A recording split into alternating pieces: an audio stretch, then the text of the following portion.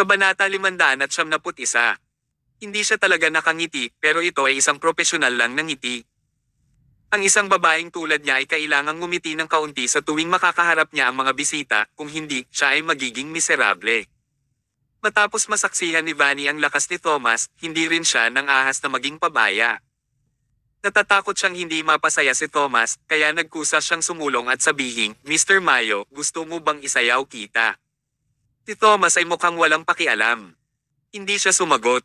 Sa halip, marahan niyang kinuha ang isang bote ng red wine sa bar sa tabi ni Vanny.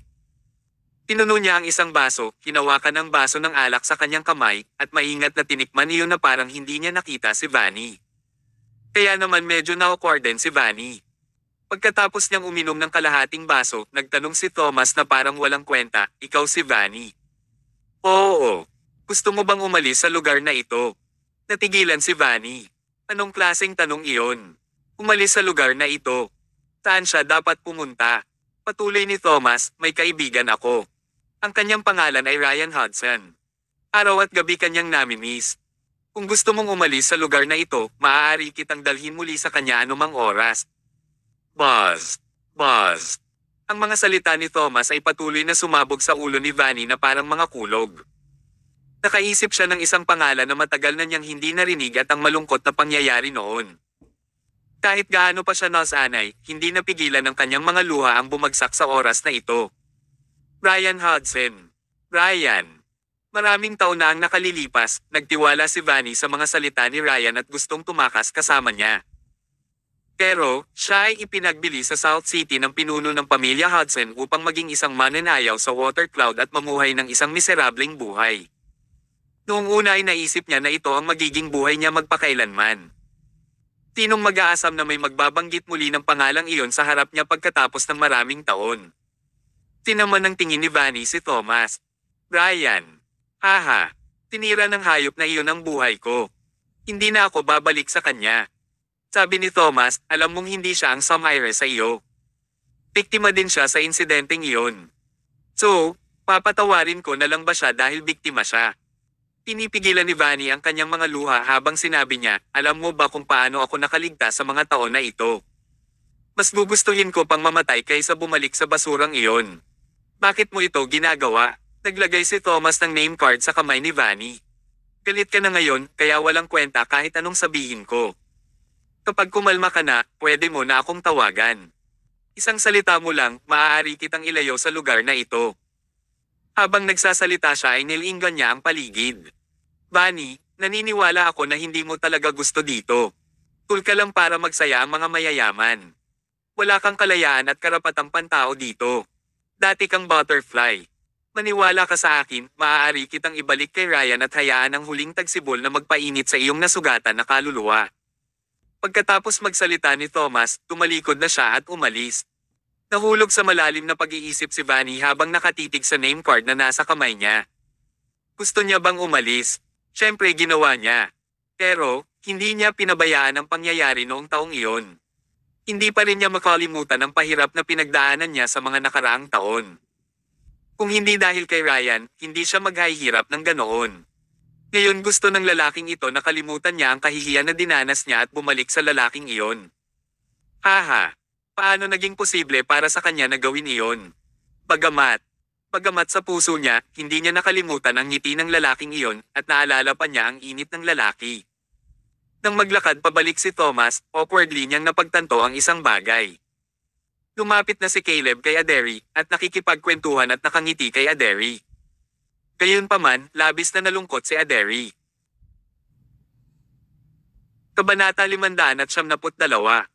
Pumunat ang noo ni Thomas at binilisan ang lakad niya. Nang makita ni Aderi si Thomas na paparating, dali-dali siyang tumayo at gustong maglakad papunta kay Thomas. Pero, tila hinulaan ni Caleb ang mga kilos ni Aderi. Umusog siya ng isang hakbang pahiga at pilit na tumayo sa harap ni Aderi. Hindi makatayo si Aderi kaya napabalik siya sa upuan niya. Napatingin si Caleb kay Aderi mula sa mataas na posisyon. Baka sa kanyang titig ang kanyang kasamaan, at inilabas pa niya ang kanyang dila upang dilaan ang kanyang mga labi paminsan-minsan. Mahal na mahal niya ang babaeng ito. Thomas, pakiramdam ni Aderi ay napagod, nagagalit, at walang magawa. Maaari lamang siyang humingi ng tulong kay Thomas. Alam ni Caleb na nasa likod niya si Thomas, ngunit wala siyang planong lumayo. Nasiyahan siya sa pakiramdam na nakatayo sa pagitan ng mag-asawa. Ito ay kasiya siya. Natutuwa siyang makita ang tingin ng isang babae ng kalungkutan at kawalan ng kakayahan habang naghahanap sila ng proteksyon. Kung haharingan niya si Thomas, patuloy niyang makikita ang miserable at walang magawang tingin ni Aderi. Diyon ang higit na makakapagpasaya sa kink ni Caleb. Kasabay nito, ang mga subordinate ni Caleb ay lumapit at humarang din sa dinadaanan ni Thomas. Hindi nila binigyan ng pagkakataon si Thomas na makalapit. Sa isang iglap, tumigil ang ibang tao sa ballroom sa kanilang ginagawa at tumingin sila kay Thomas.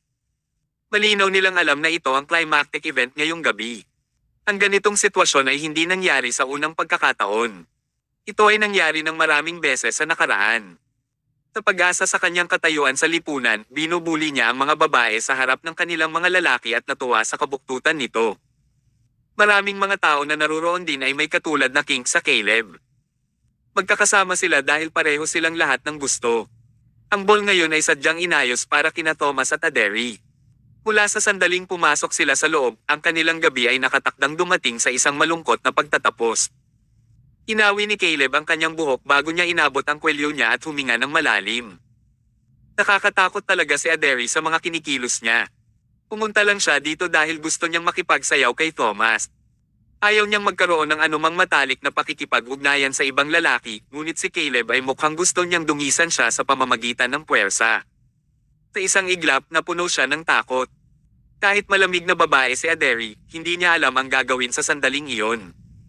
Dapat ba siyang lumaban? Paano siya makakalaban kung siya ay isang mahinang babae? Thomas. Ang tanging taong maaasahan niya ngayon ay si Thomas. Nang makita ni Caleb kung gaano kitikot at pagkataranta ang itsura ni Aderi, lalo siyang natuwa. Iyon ang epekto na gusto niyang makamit. Ito ay mahusay at medyo mahusay. Kung wala si Thomas, hindi makakamit ang ganoong epekto.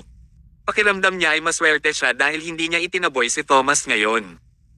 Ang pagpapatira kay Thomas ay talagang tamang desisyon. Kapag nakaramdam ng takot ang isang babae kapag nasa tabi niya ang kanyang lalaki, gagawin niya ang lahat upang humingi ng tulong sa kanya. Kung hindi siya mailigtas ng kanyang lalaki, mas mawawala ng pag-asa ang babae. Ang pagkabigo na nabuo matapos sirain ang pag-asa ng babae ay mas masaya kaysa sa pagpaparamdam sa kanya ng pagkabigo sa simula. Napakagaling. Aderi Owen, napakaganda mong babae. Isang karangalan na makita ang isang kaakit-akit na babae sa isang lugar tulad ng South City. Tumawa siya ng malakas at ang kanyang pagtawa ay baluktot, mapangahas, at kasuklam-suklam. Gayunpaman, habang siya ay masayang tumatawa, may isang kamay na marahang tinapot siya sa balikat. Agad siyang napatigil sa pagtawa. Lumingon siya at nakita niya si Thomas na nakatayo sa likuran niya. Paano ito nangyari? Ibinaba ni Caleb ang kanyang ulo at tumingin. Ano ba naman? Hindi niya alam kung kailan napahiga sa sahig ang lahat ng kanyang nasasakupan. Lahat sila ay nagsuka ng puting bula at sila ay nawala ng malay. Kabanata 573. Wala siyang narinig na anumang tunog ng agresibong pakikipaglaban, ngunit wala pang 5 segundo, natalo na ang lahat ng kanyang nasasakupan. Natigilan si Caleb. Napakagaling ni Thomas Mayo sa pakikipaglaban, ha? Lumunok siya at malamig na sinabi, Thomas, inuutusan kitang mag-move ng 5 metro pabalik. Hindi kita papayagang pumunta sa ibang lugar. Walang ipinakitang ekspresyon si Thomas. Kumunot ang loo ni Caleb at sinabing, parang nag-aatubili ka, Haha. Medyo mayaman ka, ngunit ang iyong pera ay walang halaga kumpara kay Water Cloud. Sa Water Cloud ay isang makapangyarihang pag-iral sa South City. Ang sino mang pumupunta rito ay kailangang magpakita ng paggalang sa Water Cloud. Sabihin na lang natin na ganito. Gusto ko yung babae ngayon. Dapat pinarangalan ka. Huwag kang mag-alala, bagaman. Hindi ko siya aagawin sa'yo. Hayaan mo akong makasama siya ng isang gabi. Pagkatapos ng gabing ito, maaari mo siyang kunin bukas ng umaga. Hindi ko siya pipilitin na manatili. Ano sa tingin mo? Napaka-fair ko, tama. Patas. Paanong walang kahihiyang nasabi ng walang hiyang ito ang salitang patas? Sa oras na ito, hindi gumagalaw si Thomas. Walang ekspresyon ang makikita sa kanyang mukha na para bang isa siyang iskulptura. Alam ng mga taong pamilyar kay Thomas na ito ang kapayapaan bago ang bagyo. Ito ay nangyayari kapag si Thomas ay labis na galit na siya ay magmumukhang kalmado. Sa tuwing kumilos siya ng napakatahimik, may mamamatay. Bahagyang inangat ni Thomas ang kanyang ulo. Isang sinag ng lamig ang sumilay sa kanyang mga mata at tumago sa katawan ni Caleb. Ang Diyos ng digmaan ay tumingin sa paligid na mayabang. Si Caleb ay isang kontrabida lamang. Paano niya natitiis ang ganoon kalamag at malakas na titig? Sa sobrang takot niya ay nanghina ang kanyang mga paa at nahulog siya sa sahig. Pinunasan niya ang malamig na pawis sa kanyang noo. Thomas Mayo, anong gusto mong gawin? Sa tingin ko mas mabuting kumilos ka. Ako ang young master ng Water Cloud. Kung hindi mo ako iginagalang, hindi mo iginagalang si Water Cloud. Gusto mo bang mamatay? Nanatiling tahimik si Thomas. Habang tumatagal siya ay nananatiling kalmado, lalo niyang pinapakilabot ang mga tao. Hindi na nakayanan ni Caleb. Pinipigilan siya ng malakas na aura kaya hindi siya makahinga. Siya ay nag-scramble away sa side, and he immediately ordered his subordinate, catch him, don't kill him. Itali niyo lang siya. Noon, iniisip pa rin niya ang kanyang kakulaitan. Ang pagtali kay Thomas at pagdungis kay Aderi sa harap ni Thomas ang tanging gusto niyang gawin ngayon. Ngunit, paano niya nalaman na ang kanyang aksyon ay makakasakit sa Diyos ng digmaan? Hindi lang siya ang taong malapit ng mamatay. Mawawasak din ang Water Cloud. Hindi nagtagal, humigit kumulang 20 manlalaban na may maskuladong figure ang sumugod.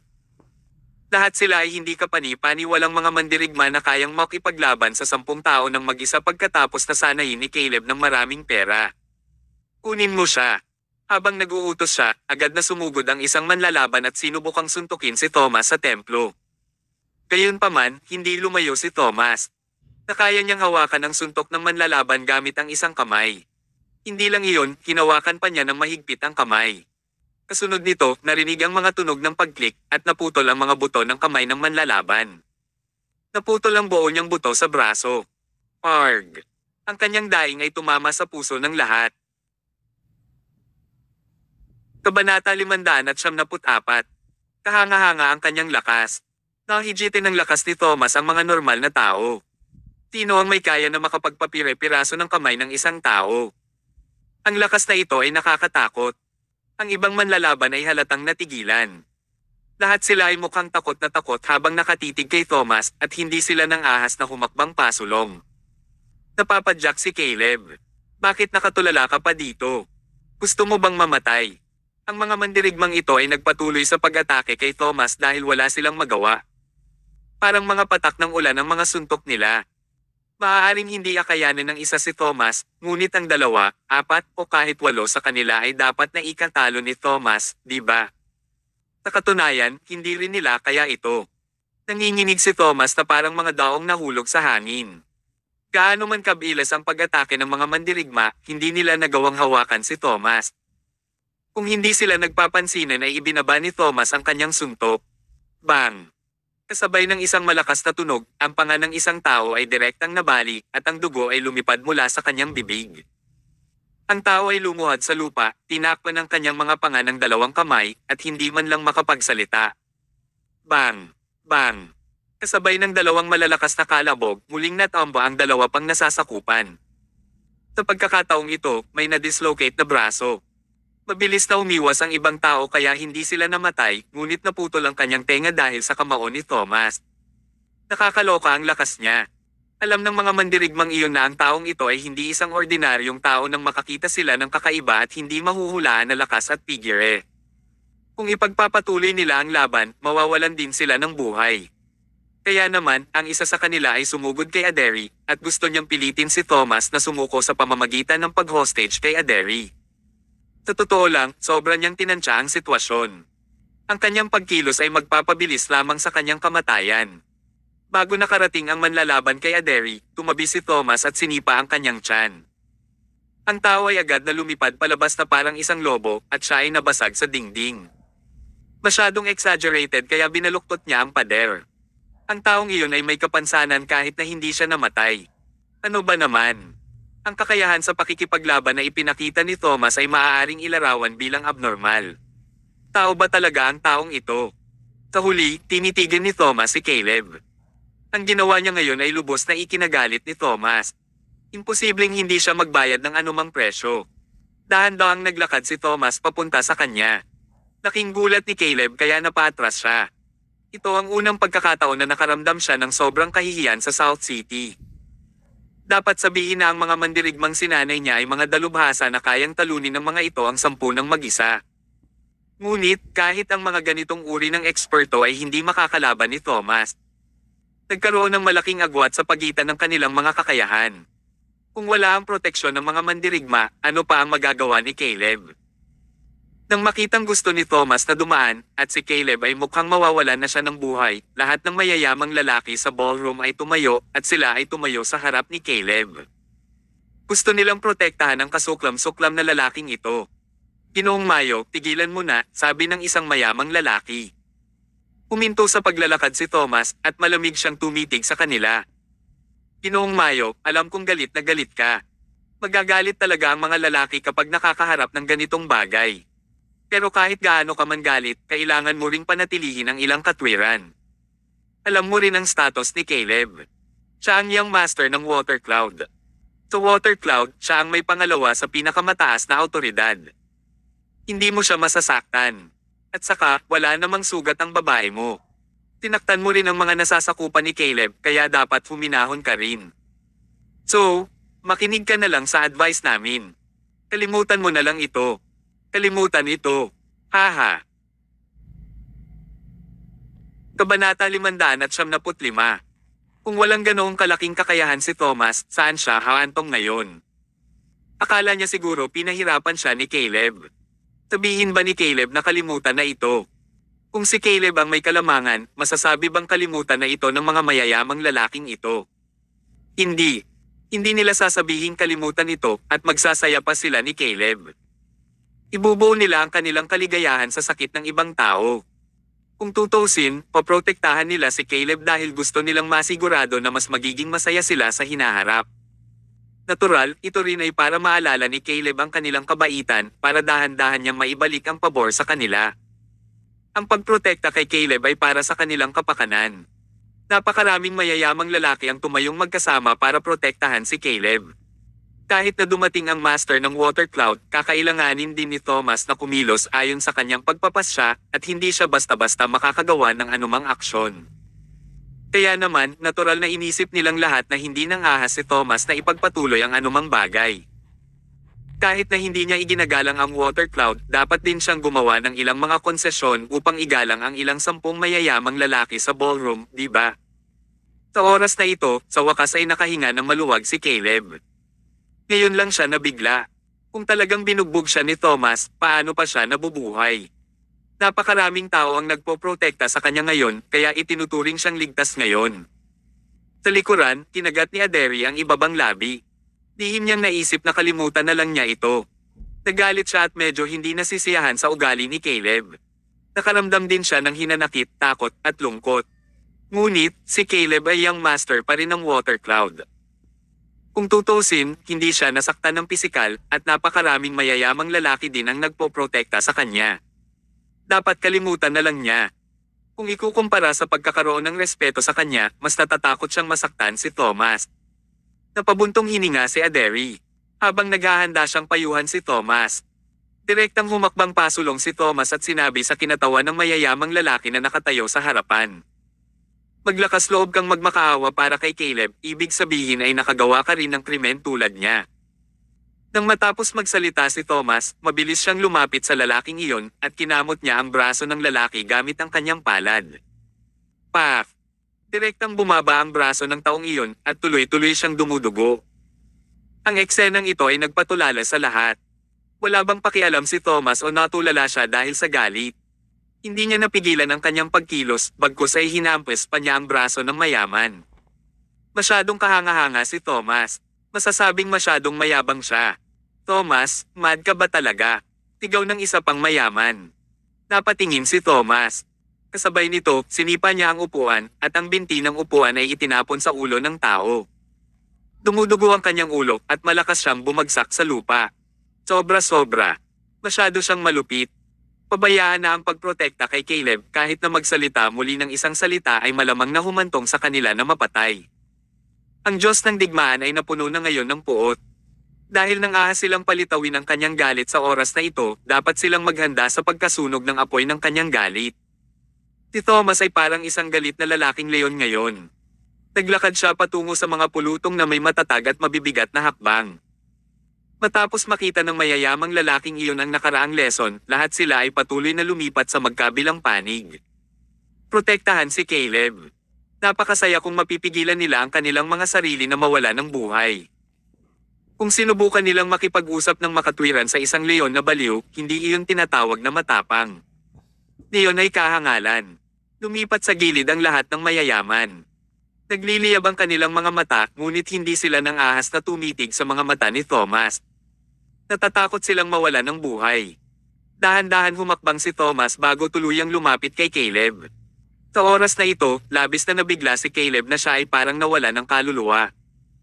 Hindi niya inaasahan na hindi papansinin ni Thomas ang lahat ng mayayamang lalaki at pinilit niyang maghiganti. Ngayon lang niya nalaman na nasaktan niya ang isang nakakatakot na taong ito. Thomas, kalmado ka. Ako ang young master ng Water Cloud. Ang buong South City ay nasa ating kontrol. Kung nasaktan mo ako, lalaban ka sa buong South City. Malamig at mayabang na tinitigan ni Thomas si Caleb. Buong South City. E ano ngayon? Para sa akin, lahat kayo ay walang kwenta. Bakit ako matatakot? Kabanata 576. Ang kanyang mga salita ay labis na nakakapangilabot. Water Cloud, ano ngayon? South City? So ano? Ang lahat ay talagang wala sa mga mata ni Thomas. Ang kanyang mga salita ay nagpapakita rin ng kanyang saloobin. Puff! Laking gulat ni Caleb kaya nahulog siya sa lupa. Napabuntong hininga siya at hindi niya alam kung ano ang dapat niyang gawin. Ikaw, hindi mo ito magagawa. Ako ang young master ng Water Cloud. Hindi mo ako mapapatay. Pinaikit ni Thomas ang kanyang mga mata, sumulyap kay Caleb, at walang pakialam na sinabi, okay, hindi kita papatayin. Napangiti si Caleb at pinunasan ng malamig na pawis sa kanyang noo. Haha! Parang nakakatakot si Thomas kanina, pero natatakot ba siya sa kapangyarihan ng Water Cloud sa huli? Bakit siya nagpanggap na napaka-imposing? Habang naghahanda si Caleb na bumangon, napagtanto niyang naglabas si Thomas ng ilang karayom.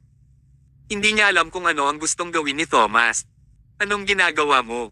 Bakit mo hawak ang mga karayom? Walang pakialam na sinabi ni Thomas, dapat ay kilalanin mo ito. Ito ang set ng Asclepius needles na binibid ko sa auction. Magagamit kita para mag-eksperimento ngayon. Ano ba? Kumunat ang noo ni Caleb. Napaupo siya sa sahig habang umaatres. Hindi ako ang iyong tester. Umalis ka. Si Thomas ang nagpasya nito. Paano siya mapipigilan ni Caleb? Malakas niyang tinapakan ang katawan ni Caleb sa sahig. Pagkatapos, inabot niya ang mga karayom at ipasok sa mga acupuncture point sa katawan ni Caleb. Nagkatinginan ng lahat ng mayamang lalaki at hindi sila nang ahas na magsalita ng anuman. Lang saglit pa, matapos mag-opera si Thomas, tumango siya at muli niyang inilabas ang mga karayom. Tapos na. Itinago ni Thomas ang mga karayom at naglakad pa atros. Isang mahabang hininga ang pinakawala ni Caleb. Ito ba ay kasing simple ng pagpasok ng ilang karayom? Magiging maayos kaya siya ngayon. Bagamat hindi niya alam ang ginagawa ni Thomas, tila wala talagang plano si Thomas na ituloy ang pakikitungo sa kanya. Kaya naman, binalak ni Caleb na bumangon mula sa lupa. Ngunit awkwardly niyang napagtanto na hindi niya maigalaw ang kanyang mga paa gaya ng gusto niya. Thomas, anong ginawa mo sa paa ko? Bakit hindi makagalaw ang mga paa ko? Ito ay simula pa lang. Kasunod nito, naging incontinent si Caleb dahil hindi niya makontrol ang kanyang ekspresyon. Ang sahig ay puno ng kasuklam-suklam na pagtatago at ang lahat ng nasa lugar ay gustong samuka. Inawakan ni Thomas ang kamay ni Aderi. Bumalik na tayo. Curious na tanong ni Aderi, ano ang ginawa mo sa kanya? Mahiwagang sagot ni Thomas, binigyan ko lang siya ng munting babala. Simula ngayon, hindi na siya makakasama ng babae. Si Aderi ay may mahusay na mga kasanayan sa medikal, kaya natural na naiintindihan niya ang kahulugan sa likod ng kanyang mga salita. Magkahawak kamay silang dalawa at lumabas ng ballroom. Ang ibang mayamang lalaki ay hindi nang ahas na sumulong para pigilan sila.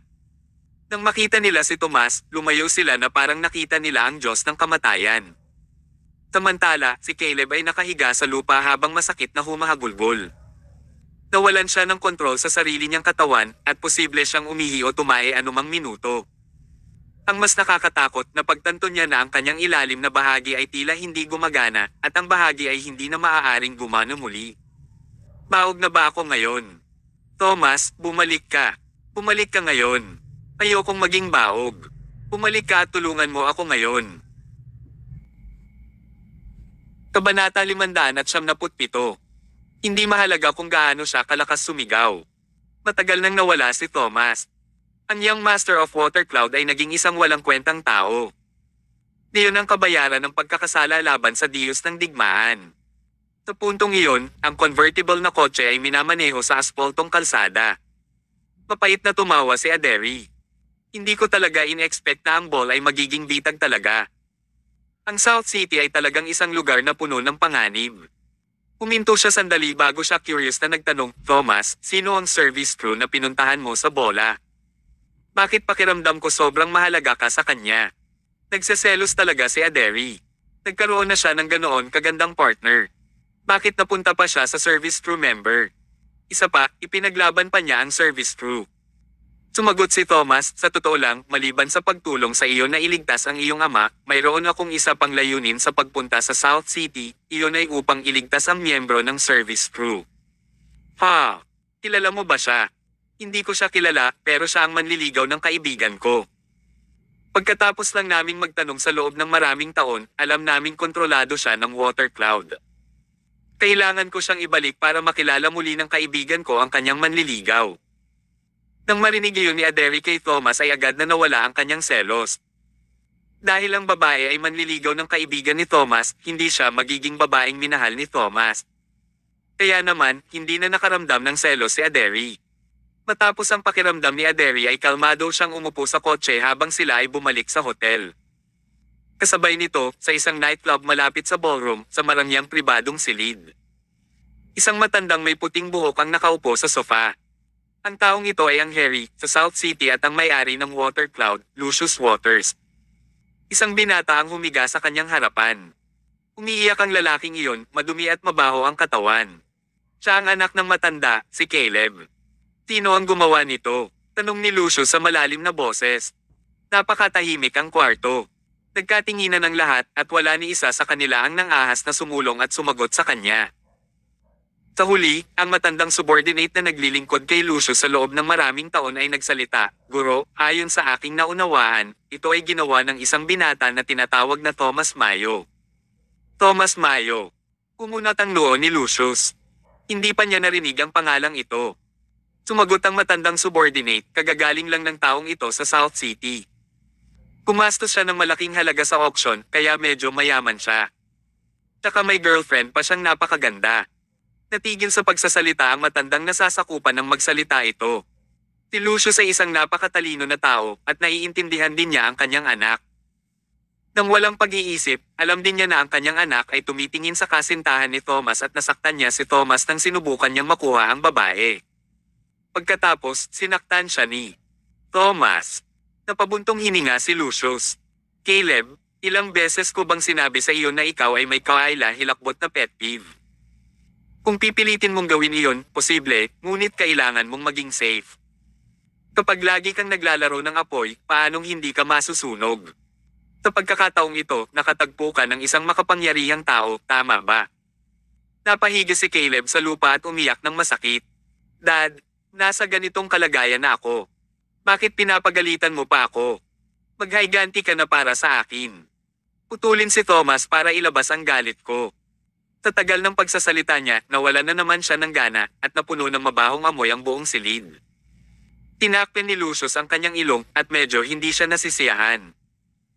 Pinaalalahanan ng matandang subordinate si Lucius, Guro, nagawa ni Thomas Mayo na talunin ang lahat ng nasasakupan niyang master, kaya talagang makapangyarihan siya. At saka, sinimulan niya ang laban sa bola para sa isang service crew at may palihim pa siyang sinabi sa kanya.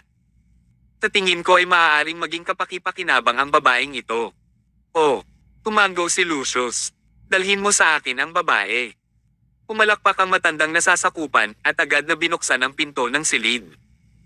Si Vanny ay dinala ng dalawang matipunong lalaki at siya ay itinulak patungo kay Lucius. Laking gulat ni Vanny kaya hindi siya naglakas loob na magtaas ng ulo. She crossed her hands habang nanginginig sa takot. Nagtanong si Lucius sa malalim at galit na tono, ano ang pangalan mo? Kabanata 578. Ako si Vanny. Sige. Anong relasyon niyo ni Thomas? Natigilan si Vanny. Siya ay nag-alinlangan at hindi naglakas loob na magsalita kahit na siya ay kausap. Ang mga mata ni Lucius ay kumislap sa isang sinag ng malamig na liwanag. Agad nitong pinakiramdaman si Vanny na parang may nilagay na matalim na kutsilyo sa kanyang leeg. Siya talaga. Walang pananggahasang itago si Vanny. Tinabi niya kay Lucius ang lahat ng detalyado. Matapos siyang pakinggan ni Lucius, iniangat niya ang ulo niya at tumingin sa kisame. Hindi ko ine-expect na magkakaroon ka ng ganoong nakaraan. So, parang sinadya kang puntahan ni Thomas. Habang nagsasalita siya, sinulyapan niya si Vanny. Tawagan mo si Thomas. Sabihin sa kanya na handa kang umalis. Bibigyan kita ng oras at lugar. Ha? Hindi maintindihan ni Vanny ang gustong gawin ni Lucius. Pinabayaan ba niya siya? Pinag-isipan niya itong mabuti. May mali. Kung talagang pakakawalan niya ito, maaari na lang niya itong pakawalan ngayon. Bakit kailangan pa niyang kumpirmahin ang oras at lokasyon mamaya? Naisip niya na gusto nitong gumawa ng bitag sa pamamagitan ng paggamit sa kanya para harapin si Thomas. Malinaw na alam ni Vanny na ito ay isang bitag, ngunit wala siyang lakas ng loob na tanggihan siya. Kung maglakas loob siyang tumanggi, agad siyang pahihirapan ni Lucius hanggang mamatay. Ako na ang tatawag ngayon. Habang inilabas ni Vanny ang telepono, hinarang ni Lucius ang kamay niya gamit ang kanyang tungkod. Dahan-dahan niyang sinabi, kung maglakas loob kang maglaro ng anumang lansihin, maaari kitang pira-piraso para pakainin ang buwaya anumang oras. Marahil ay sinabi ito ng ibang tao para lang takutin siya. Pero nung sinabi yon ni Lucius, na kaya niya talaga yon. Napalunok si Vanny, at nang ahas hindi siya nang ahas na maging pabaya. Sa kabilang banda, bumalik sina Thomas at Aderi sa hotel. Lumabas si William at sinalubong sila. Paano ito? Nagsaya ka ba sa bola? Umiling si Aderi at mukhang hindi masaya. Natarante si William at tinanong niya si Thomas, ano ang nangyayari ngayon? May nangyari ba sa ball? Napangiti ng mapait si Thomas habang umiiling. I also can't make it very clear in such a short time. Anyways, hindi ito isang masayang karanasan. Pagkatapos magsalita ni Thomas, biglang nag-ring ang phone niya. Ito ay isang kakaibang numero. Matapos niyang sagutin ang tawag, isang boses ng babae ang nagmula sa kabilang dulo ng telepono. Ikaw ba si Thomas? Ako ito, Vanny. Biglang kinabahan si Thomas. Ano yon? Thomas, nakapagdesisyon na ako. Hindi ko nais na magpatuloy sa pananatili sa South City. Tawa na ako sa mga pagpapahirap sa water cloud. Thomas, pwede mo ba akong ihatid? Oo. Sige. Ipapadala ko sa iyo ang lokasyon at oras mamaya. I'll stop here para hindi malaman ng iba. Pagkatapos ng ilang pangungusap, ibinaba na niya ang tawag. Pagkatapos, nakatanggap si Thomas ng text message mula kay Vanny.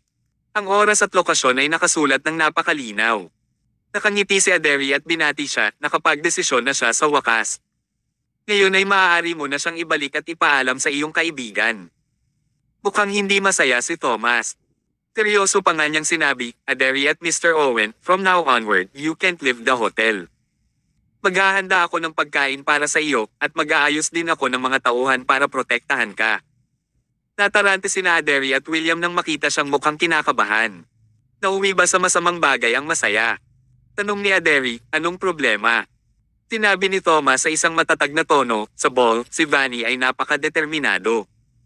Ayaw na niyang bumalik at nagpahayag pa siya ng agresibong lumalaban sa emosyon. Bakit biglang nagbago ang isip niya? Nagkibit balikat si Aderi. Baka nakapagdesisyon na siya. Umiling si Thomas. Mabilis masabi ng tao kung may nangyaring mali kasi parang may kakaiba. Kabanata 579. Dapat ay may mas malalim na dahilan ang ganitong abnormal na bagay.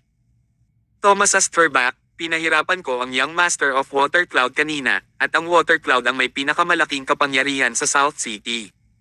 Mahigit 1 oras na ang nakalipas pero wala pa rin silang ginagawang aksyon. Normal ba iyon? Naisip ni Aderi sa pagkakataong ito. Oo nga, ito ay masyadong abnormal. Sa isang normal na sitwasyon, tiyak na dadagsa ang water cloud at palibutan ng hotel. Pero, wala pa ring nangyari. Masyadong abnormal. Ang tanging paliwanag ay, biglang natigilan si Aderi. Dig mong sabihin. Tiffany ay walang balak na bumalik sa iyo, ngunit siya ay pinilit ng may-ari ng water cloud. Tumango si Thomas. Ang posibilidad ay napakataas. Masasabi rin ni William kung tungkol saan iyon. Ito ba ay isang bitag para sa iyo? Tinadya nilang bigyan ng oras at lokasyon para lokohin ka. Sa katunayan, matagal na silang magtatakda ng pananambang doon para hintayin kang mahulog sa bitag. Walang kamalay-malay na hinawakan ni Aderi ang kamay ni Thomas.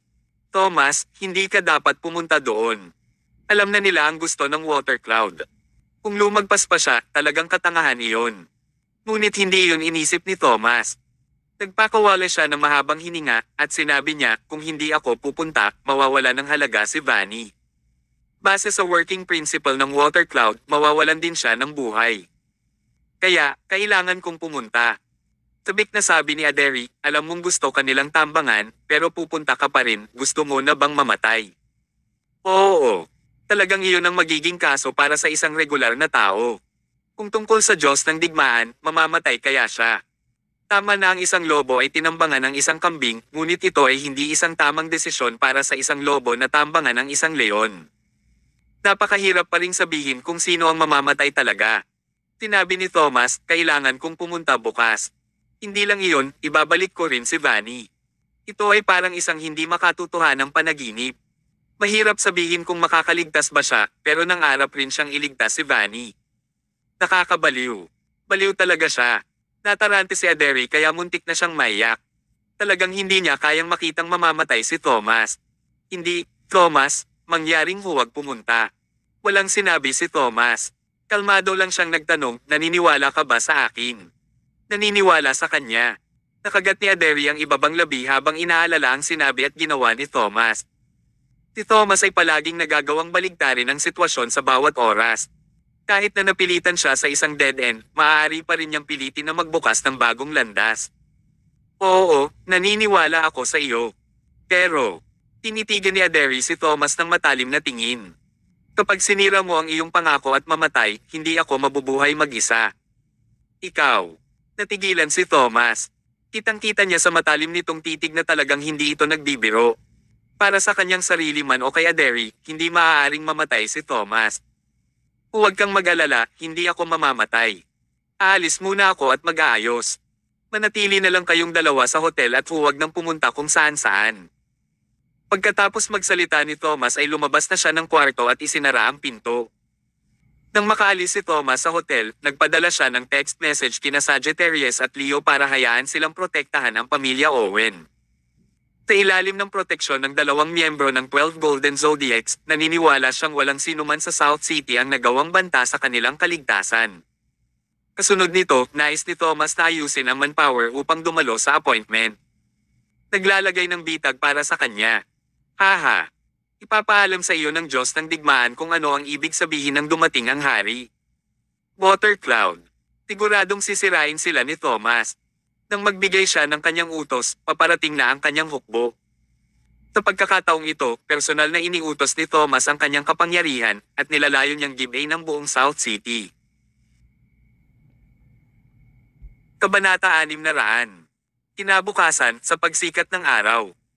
Isang malungkot at madilim na figure ang naglalakad sa mahaba at makipot na eskinita ng mag-isa. Magkakaroon ng intersection at baluktot na kalsada tuwing 20 metro. Marami sa kanila, at lahat ng mga kalsada ay konektado. Ang lugar na ito ay Alleytown, ang pinakasikat na atraksyon sa South City. Ang mga pamilya at bahay ay magkatabi at sunod-sunod. Ang isang eskinita ay matatagpuan sa lahat ng dako. Ang ilang mga eskinita ay magkakaugnay, habang ang ilan ay sira sa gitna. Maraming eskinita. Ang itinalagang lokasyon ay isang winehouse sa Alleytown. Sa panahong ito, mahirap hanapin ang lokasyon ng winehouse na ito.